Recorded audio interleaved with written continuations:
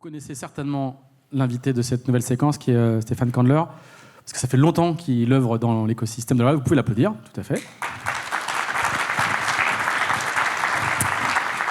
Qui est, je ne sais pas si on peut dire néo-lorientais, en tout cas maintenant la base, une bonne partie de la base de l'équipe de Cachalange est à Lorient, alors pas à la base, mais plutôt du côté du ponton qui est près de l'agglo. Et Stéphane va venir nous parler de... Donc il est connu pour ses projets, notamment de Coupe de l'Amérique et de CLJP aujourd'hui. Donc plutôt de la voile, la régate pure, la régate où on rentre le soir dormir à la maison, pour différencier de la course au large. Il vient nous parler aujourd'hui, je lui ai demandé de venir nous raconter un petit peu les différents projets de Cachalange et notamment la manière dont il, je ne sais pas si le terme est correct, la manière dont il plateformise ou comment un projet de bateau et un projet économique d'écurie de course a tendance à devenir une plateforme qui va offrir plusieurs supports et plusieurs bénéfices et plusieurs contreparties à plusieurs partenaires. Et donc, son ambition est d'agir à la fois dans le monde de la régate pure, la voile Grand Prix, comme on l'a appris, et aussi, vous allez l'entendre, d'aller vers la course au large. Donc, il va vous expliquer ce projet, et notamment les bénéfices, et comment on peut mettre en œuvre cette chose-là. C'est un projet que plusieurs personnes ont eu avant, qui a rarement réussi à date, donc il y a beaucoup d'ambition. Voilà, donc il va faire une petite présentation, et ensuite, on aura un bon quart d'heure pour lui poser toutes les questions. Stéphane, c'est à toi. Si ça marche. Si, ça y est, c'est bon. Merci. Merci déjà de m'offrir la possibilité de prendre la parole. Merci à Lorient, qui est un de nos partenaires aussi, la ville de Lorient, donc ça fait évidemment plaisir d'être là. Quand Tip & Shaft m'a proposé de venir parler des liens qu'il pouvait y avoir entre la course au large et les projets plutôt de régate inshore, on va appeler ça comme ça pour simplifier. J'ai trouvé l'idée intéressante parce que pour bien démarrer la présentation, s'il n'y avait pas eu cet écosystème français, très clairement, on n'aurait pas pu participer à la dernière America's Cup. Et je vais vous expliquer les raisons pour lesquelles ça a été le cas. Et la France a une énorme chance avec cette Sailing Valley dont on parle partout. Et en allant à l'étranger, les gens sont assez surpris. D'ailleurs, je crois qu'il y a quelqu'un de CLJP qui est là, qui va présenter des choses aussi tout à l'heure. Et aussi découvre cet univers. Pour commencer, je vais vous proposer de regarder plutôt des images de ces 3 premières années de Cachalange version 2, parce que ça a été lancé en 2001. Je me suis lancé avec l'idée d'aller dans l'America's Cup. Et à l'époque, je suis parti avec une femme qui était la team manager. Et c'était la première fois dans l'America's Cup que un team manager, une femme, était nommée à la tête de ce projet. Et donc, c'était assez innovant. Et aujourd'hui, je suis content de voir que ça fait des petits. Voilà, je vous laisse regarder la vidéo.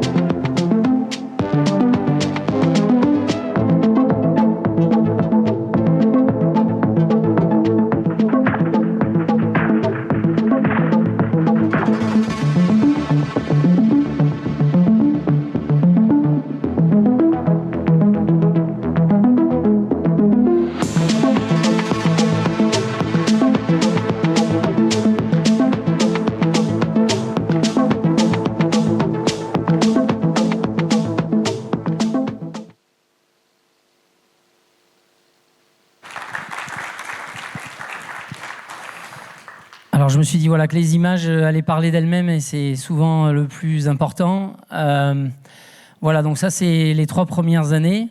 Quand je suis revenu en 2021 avec l'idée de faire l'America's Cup, il y a Bruno Dubois, ex-boss de North 16 France et aussi camarade. On a navigué beaucoup ensemble et on a fait plein de projets voile où il était mon fournisseur et on a décidé de se relancer dans l'America's Cup parce que j'ai trouvé ces AC75 magnifiques. J'ai quitté la voile en 2014 pour aller retourner dans les vignes familiales et quand je suis revenu finalement et que l'idée m'est revenue, ça m'est paru assez simple et en réalité la voile avait bien changé.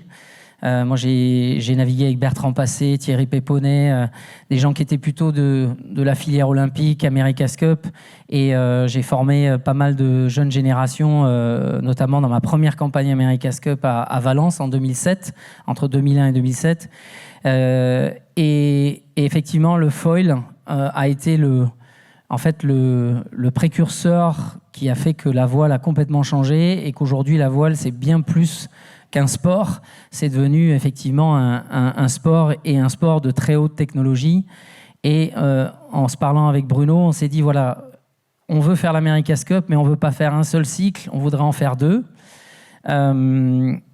Pour ça, on va repartir de zéro. Ça a été le cas. Hein. Il y avait une gomme et un crayon et quelques idées dans la tête. Mais l'idée forte qui a germé, c'était de dire il faut que Cachalange soit une sporttech, c'est-à-dire à la fois utiliser la compétition pour attirer les meilleurs et être capable de développer des technologies avant-gardistes qui vont servir après, on va utiliser ce grand mot de la décarbonation du transport maritime. Et le premier exemple de tout ça, ça a été le bateau hydrogène que vous voyez là. J'ai passé 2 ans à aller voir tous les chantiers et à leur proposer de lancer ce projet parce que l'America's Cup imposait par son règlement un bateau propulsé électro-hydrogène capable de naviguer à plus de 50 nœuds. Je vais pas mal vulgariser malgré tout et vous me pardonnerez si je n'utilise pas toujours les mots extrêmement techniques et justes, mais l'idée c'est que voilà, on était capable de produire en France un bateau hydrogène. Et ben, ça n'a pas été possible d'emblée. Et finalement, personne ne m'a cru. Et je suis assez fier de dire qu'aujourd'hui, grâce justement à des Français, Philippe Briand, l'architecte, et Odev, qui avait la technologie du générateur hydrogène, un chantier italien, donc c'était presque européen, on était capable de surmonter ça. Voilà. Donc ce que vous voyez, c'est les principaux éléments qu'on a réussi. Et on va revenir dans la présentation sur ces différents éléments. Voilà, donc comme je le disais tout à l'heure, si on n'avait pas eu la course au large française, je parle vraiment spécifiquement de cette course au large-là, on n'aurait pas pu relever le défi parce qu'on n'aurait pas pu construire un AC75 qui a été construit en un temps record, et on y reviendra. Trouver du personnel capable de gérer ces bateaux-là, même si sur un AC75 ou un AC40, il y a des systèmes mécatroniques extrêmement complexes. Et là, on a eu beaucoup de mal à trouver des gens, mais finalement, l'expertise et l'adaptabilité du milieu de la course au large français a fait qu'on a réussi à former des gens. Donc ça n'a pas été simple tous les jours. Mais la réalité, c'est que ça n'aurait été vraiment pas possible. Et on a pu, 80% de notre équipe vient en fait quasiment de la région et de la course au large. Voilà, donc le chantier, ça a été, on a reçu les plans à la dernière minute et on les recevait au fur et à mesure. Et Antoine Carraz, que vous connaissez, puisqu'il a construit pas mal de bateaux qui ont gagné le Vendée Globe, il n'avait jamais construit un AC75. Il parlait avec des Néo-Zélandais avec un accent à couper au couteau. On recevait les plans au fur et à mesure. Et grâce au chantier Multiplast, j'en profite pour les saluer parce qu'ils ont été non seulement un fournisseur, mais un très bon partenaire. Et voilà, vous pouvez les applaudir parce que je sais que c'est un chantier qui a beaucoup fait pour la voile en général et les bateaux en général. Donc voilà, ça a été 7 mois de chantier, plus de 50 personnes par moment, énormément d'heures de travail, donc c'est de l'emploi direct. 80% du budget America's Cup a été dépensé localement. Et ça, j'insiste là-dessus parce qu'on parle toujours de l'America's Cup, que c'est très cher, etc. Mais en fait, ça fait vivre 200 personnes sur un projet pendant 3 ou 4 ans, plus tous les à côté, les fournisseurs qui vivent en fait de nos commandes. Et je pense que c'est important de le signaler. Et je pense que Multiplace a beaucoup appris de ça. Et nous avons beaucoup appris aussi de la technologie néo-zélandaise. Et les fournisseurs locaux, quand on pouvait, on les a pris en France. Et on a été très contents de faire ça. Et je peux vous assurer que ça a été un record. Et le bateau est parti le jour dit. Et je peux vous dire que c'était un vrai exploit.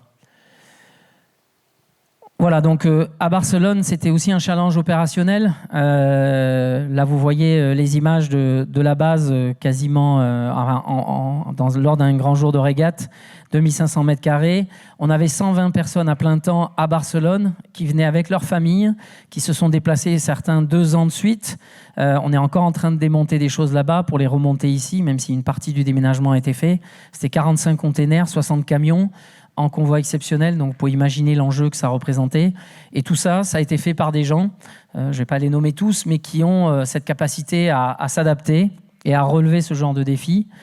On avait 3 équipages, l'équipage America's Cup, qui faisait aussi CLGP, et un équipage jeune et un équipage femme pour la Women et la Youth America's Cup. Donc, de la même façon, on avait en permanence l'AC75 et la C40, qui est le bateau utilisé pour les jeunes et les femmes, qui tournait tous les jours sur la base à Barcelone, où on était vraiment les derniers à être arrivés.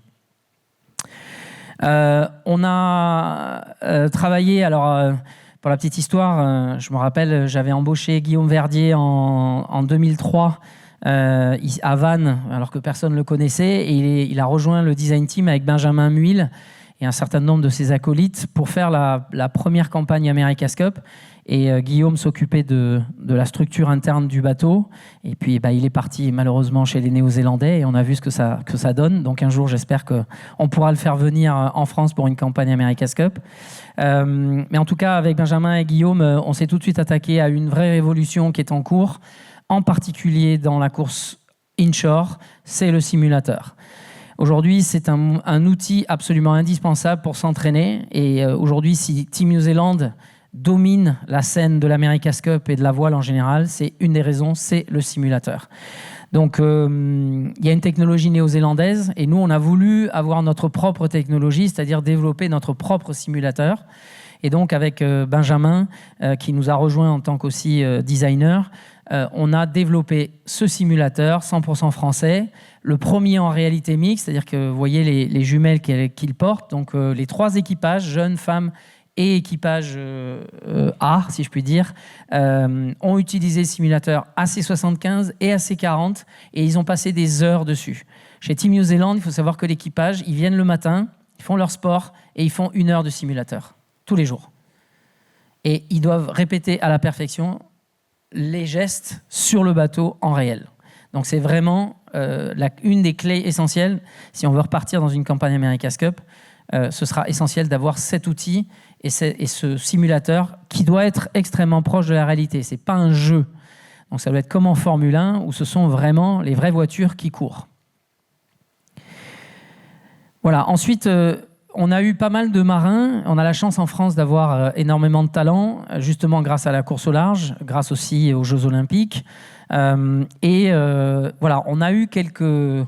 Alors, un qu'on connaît bien, c'est Franck Camas, qui était le responsable de la performance, qui est aussi un ingénieur que je ne présente plus, et qui est venu apporter son savoir-faire, son feeling et autres dans l'équipe. Et il était le lien entre le design team, le simulateur et les marins pour essayer en fait de les faire parler le même langage par le truchement notamment du simulateur, mais aussi en mer pour analyser la performance du bateau.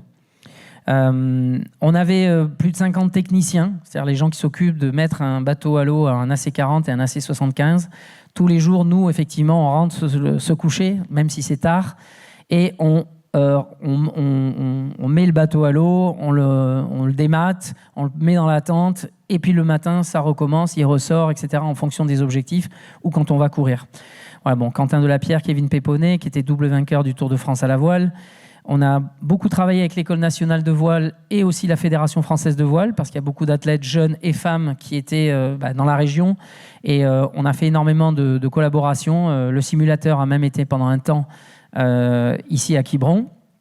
Et puis, bon, Kylian Philippe, je donne quelques noms comme ça, mais c'était pour vous dire que finalement, quel que soit le métier dans lequel on était, on a eu des gens de la course au large. Voilà, alors ça ne s'arrête pas là. Comme l'a dit Pierre-Yves tout à l'heure, la ville de Lorient a été un partenaire de premier rang déjà pendant la campagne America's Cup. Et on est venu ici avec un projet d'apporter... En fait, c'est éviter que tout ce savoir-faire qu'on a acquis à travers cette campagne reparte dans la nature où n'est pas d'avenir. Et l'ambition, ça a été de dire comment on fait pour durer, comme je vous l'ai dit tout à l'heure, la Sportec. Et on va s'attaquer à des sujets évidemment sportifs. Donc on est reparti sur CLGP depuis le mois de novembre grâce à nos partenaires. Hein, et j'en profite pour les remercier parce que c'est aussi grâce à eux aujourd'hui qu'on est là et qui valident ce concept. C'est-à-dire qu'ils nous aident à financer évidemment des projets sportifs, mais ça permet surtout de financer de la recherche et développement et de la compétence. Et donc notre objectif, ça va être d'aller plus loin dans la simulation numérique, beaucoup plus loin dans la partie hydrogène. On avait un bateau, comme vous l'avez vu tout à l'heure, en dur, à foil, qui naviguait à 50 nœuds, mais très très lourd. Et on va travailler sur la prochaine étape, et notamment la pile à combustible française marinisée, l'hydrogène liquide. Et en fait, on se rend compte qu'on est approché aujourd'hui par des grands groupes industriels qui s'intéressent à la décarbonation du transport maritime, mais qui ne savent pas forcément comment s'y prendre. Voilà, et puis continuer à former des techniciens, des ingénieurs, des athlètes. La semaine prochaine, on va faire une annonce à ce sujet. Pour justement continuer de créer les compétences dont on va avoir besoin, si tout va bien, on continue à faire l'America's Cup et que ça survive à Cachalange, que j'espère, puisqu'on ne fait pas ça que pour nous, mais c'est pour qu'il y ait vraiment une ambition America's Cup en France qui reste. CLGP nous y aide beaucoup, parce que c'est un peu la Champions League et l'America's Cup, c'est la Coupe du Monde. Et ça nous permettrait en fait de créer cette fameuse filière que la course au large française est la seule à avoir réussi dans le monde. Je dis toujours, voilà, quand on commence avec un 6,50 et qu'on finit en ultime, il n'y a qu'en France que c'est possible. Et dans la course, on va dire inshore, de la régate, ça n'est pas possible. Les jeunes qui font les Jeux Olympiques, ou moins jeunes, ils sont souvent obligés de s'arrêter parce qu'il n'y a pas de projet America's Cup, pas de projet CLGP, alors qu'il n'existait même pas avant. Et pour nous, c'est très important de créer ce cycle-là. Voilà, je ne voulais pas faire trop long.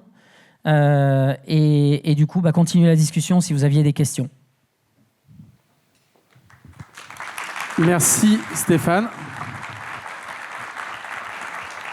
Alors avant de donner la parole à la salle, moi j'ai quelques questions. Sur cette, tu l'as pas dit comme je l'ai dit, c'est-à-dire plateformisation d'un projet voile de manière un peu globale. On le comprend très bien du point de vue des ressources et de la technologie. Et ces synergies-là semblent même assez évidentes. Qu'en est-il du point de vue commercial ? C'est-à-dire quand tu dis à Accor, je vous emmène sur la Coupe d'Amérique, vous allez faire des RP de ultra quali. Pour Orient Express, ça match hyper bien avec votre nouveau produit. Quand tu dis ça à Layton, vous allez voir, on va rencontrer des clients qui vont faire travailler vos consultants. Alors Layton est peut-être le contre-exemple parce qu'ils vont aller dans la course. Ils ont été dans la course au large. Qu'en est-il du point de vue commercial ? Est-ce que tes partenaires qui viennent pour un certain nombre de contreparties et les valeurs de la voile inshore au départ, en tout cas pour le moment, comment tu peux les emmener sur un univers qui est différent, avec des valeurs différentes, complémentaires mais différentes. Comment tu arrives à tirer cette logique-là dans tous les aspects d'un projet course ? Alors moi, on peut s'asseoir, hein, si tu veux. Oui, on peut s'asseoir, même debout. Mais oui, le sponsoring de la voile. Enfin, moi, je vais choquer peut-être, mais c'est vrai que la course inshore, c'est le parent pauvre de la voile en France, quoi, clairement. Et je dis toujours, je suis très admiratif de tous mes prédécesseurs qui ont fait l'America's Cup.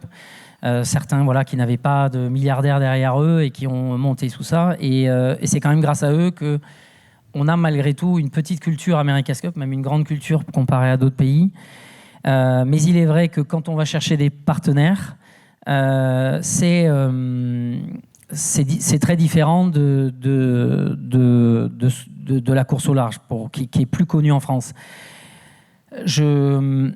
La manière dont on s'y prend, c'est de dire on ne vend pas forcément les mêmes... alors les valeurs, je pense qu'elles sont là, mais on n'est pas dans le registre de l'aventure, on est dans la performance, la haute performance.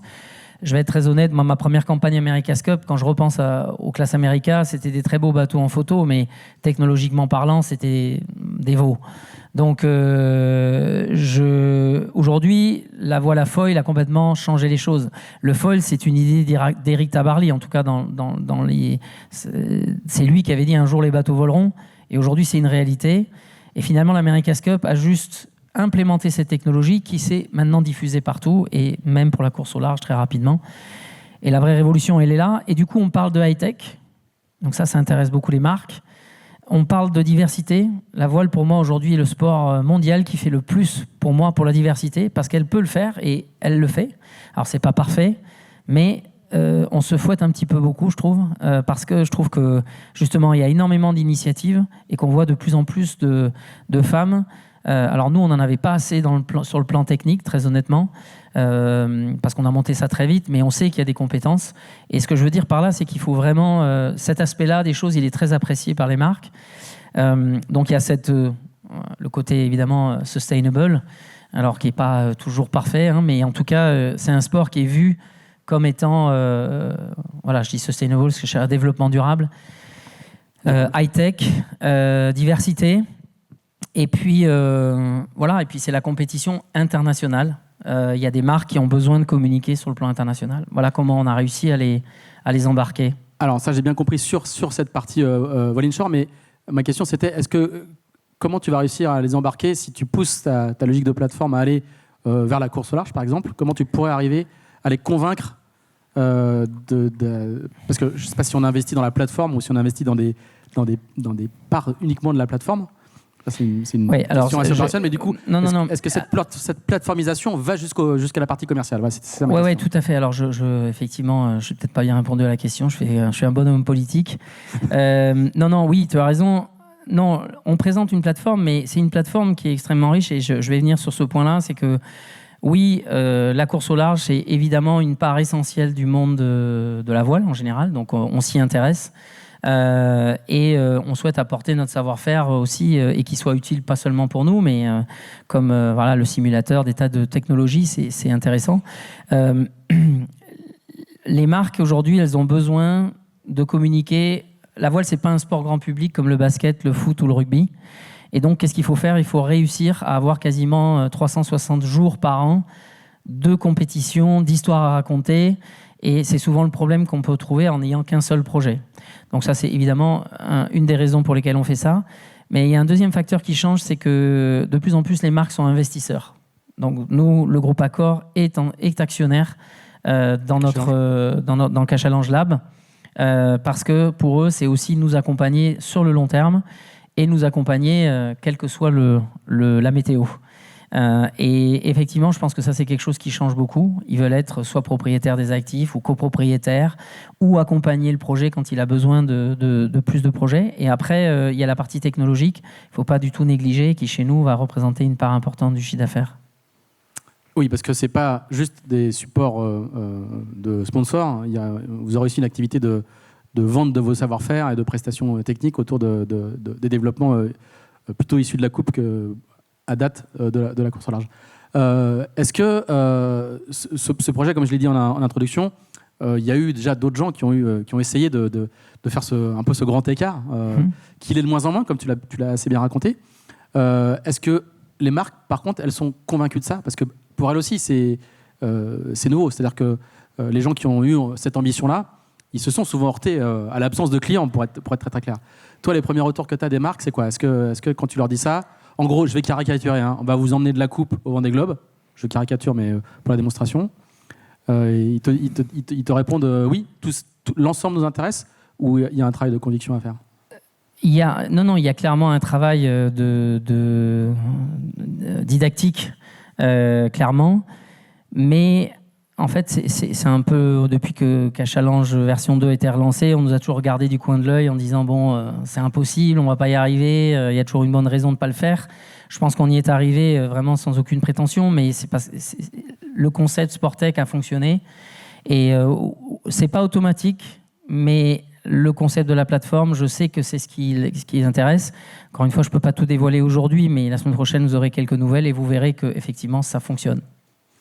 Il y a un assez bon exemple de plateformisation, je remets des guillemets à chaque fois. Moi, je me comprends, j'espère que vous aussi, mais il y a un assez bon exemple qui est Team New Zealand, qui était capable de faire la Coupe d'Amérique, et la Whitbread, puis la Volvo.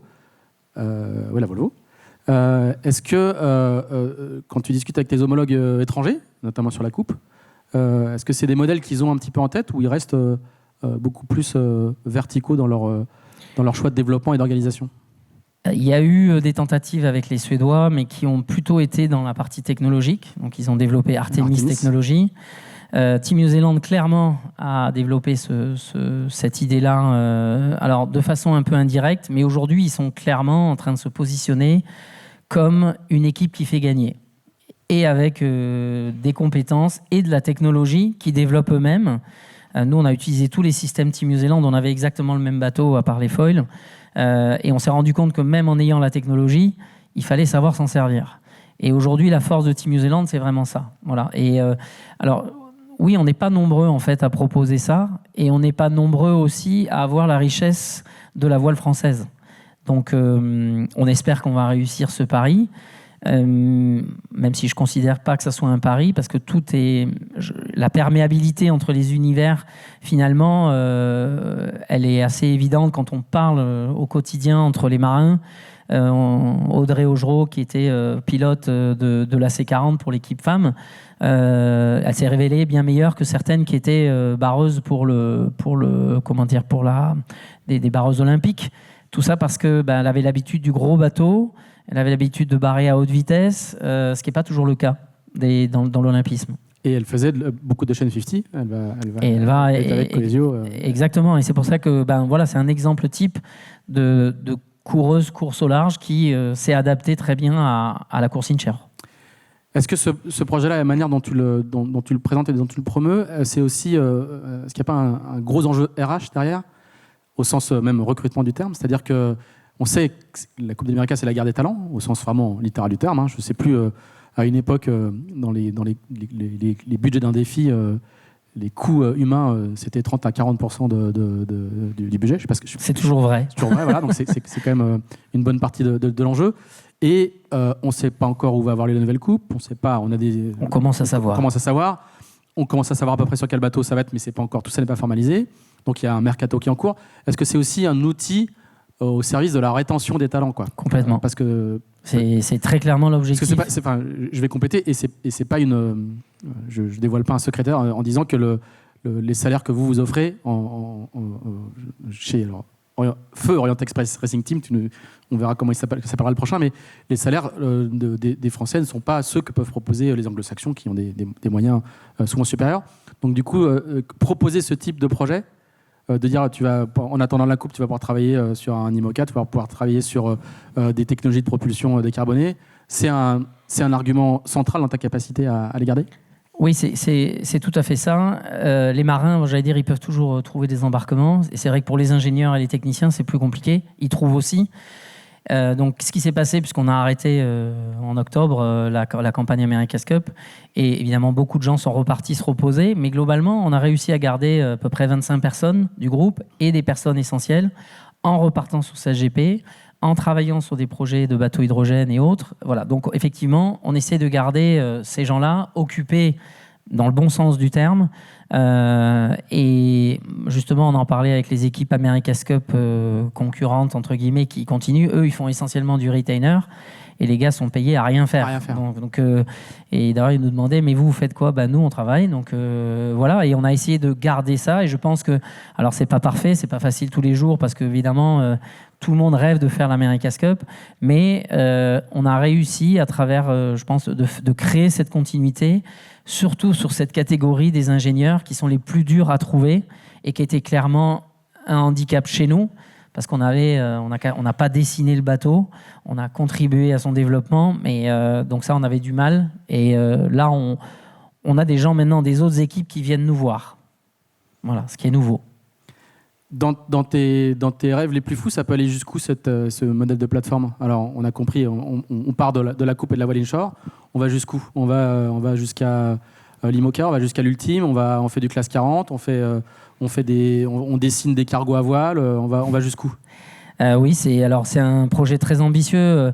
Nous, on se voit comme une ETI, c'est-à-dire la difficulté de la voile en général, c'est que c'est très difficile de garder les gens et d'être une entreprise stable. Donc ça passe par l'ensemble des projets, mais c'est surtout d'avoir des RH qui restent. Et je pense qu'on a tous le même problème, c'est quand on a formé quelqu'un qui devient bon, ben, c'est un peu triste de le voir partir, même si c'est légitime, hein, on ne peut pas les retenir.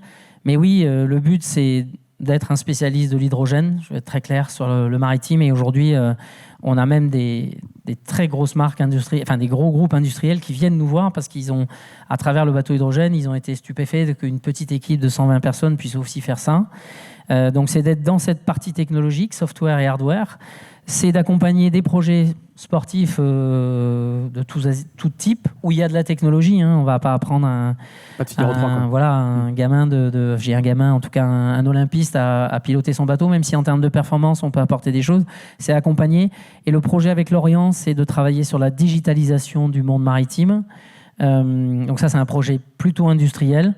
Et c'est pour ça qu'on est en train d'imaginer notre future base pour qu'elle soit totalement ouverte, faire une sorte de coworking pour tous les ingénieurs, tout le milieu de la voile, et course au large ou pas course au large, et d'offrir enfin ces infrastructures dont on a souvent besoin, parce qu'on bosse de son bureau, derrière un petit ordi, il faut aller chercher du calcul, on n'a pas forcément toutes les compétences réunies, donc ça va être ça un des gros enjeux et qui fait que Lorient nous a fait confiance. Très bien. Est-ce qu'il y a des questions dans la salle ? Question premier rang, si vous pouvez juste éclairer la salle, qu'on puisse voir...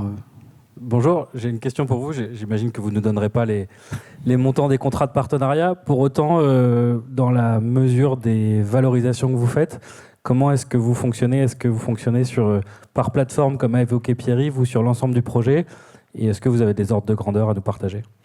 Oui, je peux vous les donner. Alors, on fait les deux, parce qu'effectivement, il y a des marques qui sont plus ou moins intéressées par l'offshore, l'inshore, même si elles apprécient le fait qu'on ait une vision à 360 degrés, 365 jours par an. Oui, pour être aujourd'hui partenaire, ce qu'on appelle officiel de toute la plateforme, c'est 2,5 millions d'euros par an. Et un partenaire titre, ça se divise par catégorie. Alors, je ne parle pas d'America's Cup parce que ça, c'est optionnel dans la mesure où c'est pas, on connaît pas les contours de la prochaine édition, même si normalement à la fin du mois on devrait le savoir, ce qui serait extraordinaire. Mais voilà, on est sur des tickets qui vont de 20 000 euros jusqu'à 5 millions d'euros par an. Voilà. Et très honnêtement, enfin je dis ça, on voit que les marques sont... Alors évidemment, ça ne concerne pas toutes les entreprises, mais on est dans le milieu du sport, je ne parle pas que de la voile, tout à fait compétitif. Encore une fois, pour des marques qui cherchent certaines choses. Il est évident que voilà, si vous voulez faire un Vendée Globe parce que vous avez une clientèle surtout française, c'est pas d'intérêt d'aller forcément venir chez nous. Mais en tout cas, voilà, on propose des choses et ça a été une réflexion de fond de se mettre à un niveau financier qui est celui du marché. Moi, ça fait 30 ans que je vends de la voile, pas la plus facile à vendre. Mais je connais les prix de la course au large, je connais les prix de l'America's Cup. Et l'America's Cup, qui est souvent vu comme un truc très cher, quand vous le répartissez sur 4 ou 5 partenaires, finalement, on est sur des tickets qui sont tout à fait raisonnables. Et surtout, la prochaine coûtera beaucoup moins cher si les bateaux sont maintenus, ce qui est fort probable. Parce que Team New Zealand, il faut savoir, pour eux, leur intérêt, c'est que ça coûte le moins cher possible. C'est un petit pays, donc ils ont besoin de s'assurer que ça ne coûte pas trop cher. Et puis après, oui, voilà, d'une manière générale, on a vraiment des tiroirs qui peuvent correspondre au budget des uns et des autres. Question là-haut.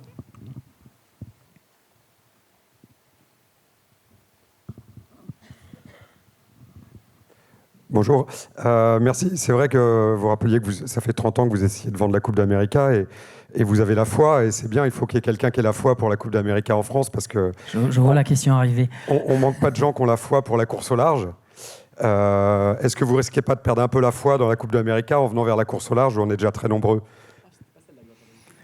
Alors, non, pas non plus. Mais alors la foi, il faut l'avoir pour travailler dans ce milieu, d'une manière générale. Après, je suis assez confiant que la voile a tous les atouts. Honnêtement, quand vous allez voir les marques, j'en vois pas mal. Elles sont toutes attirées par la voile. Pour toutes les raisons que j'ai évoquées tout à l'heure, c'est qu'au niveau des valeurs, je connais pas de sport aujourd'hui qui peut vendre ça. Alors après, il faut qu'on bosse des tas d'autres choses, mais La foi, on ne la perdra pas. Deuxièmement, le but, c'est pas de prendre des marchés à d'autres, c'est de créer un univers qui nous... on a un mix qui consiste en sponsoring, en investisseurs et en crédit. Quand je me suis lancé là-dedans, dans la deuxième campagne America's Cup, qu'on est parti de zéro, voilà, j'ai jeté les dés d'une certaine façon, de façon pensée, mais c'était un investissement de ma part. Et puis Bruno est arrivé, on a connu des hauts et des bas, hein, je ne vous le cache pas, mais ça c'est tout entrepreneur, il n'y a rien de différent. Et je pense que le fait de pouvoir travailler sur un ensemble de projets différents, pas forcément tous liés au sport, c'est ce qui nous permettra un jour de remporter l'America's Cup. Parce qu'à chaque fois un vainqueur de l'America's Cup, il a gagné très souvent sur une trouvaille technologique ou une approche totalement différente des autres. Je ne sais pas si j'ai bien répondu, mais je ne perdrai pas la foi.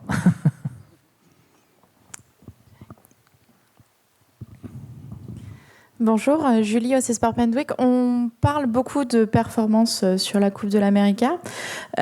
C'est une compétition qui reste encore assez confidentielle au niveau de la sphère sportive mondiale.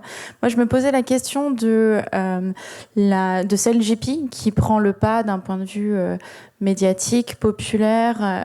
Est-ce que ça reste encore une plateforme de formation ou est-ce que commercialement, ça commence à prendre le pas sur la Coupe de l'América ? Est-ce que c'est plus facile à vendre que la coupe ? Alors, pour moi, CLGP est une chance inouïe pour le sport en équipage, clairement.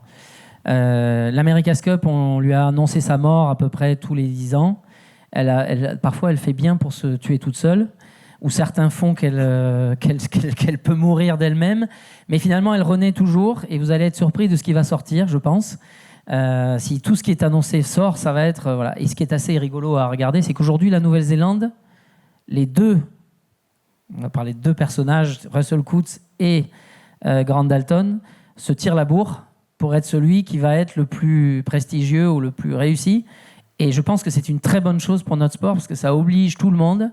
Nous, on a discuté même avec des milliardaires américains, suisses et autres, vous voyez qui je veux dire, et qui aujourd'hui se disent, mince, ça me coûte quand même très cher cette America's Cup. On se fait rosser par des Néo-Zélandais qui trouvent des partenaires et ont accaparé la coupe depuis maintenant 3 éditions, et non sans mal aussi, hein, ils ont connu de grands malheurs entre guillemets.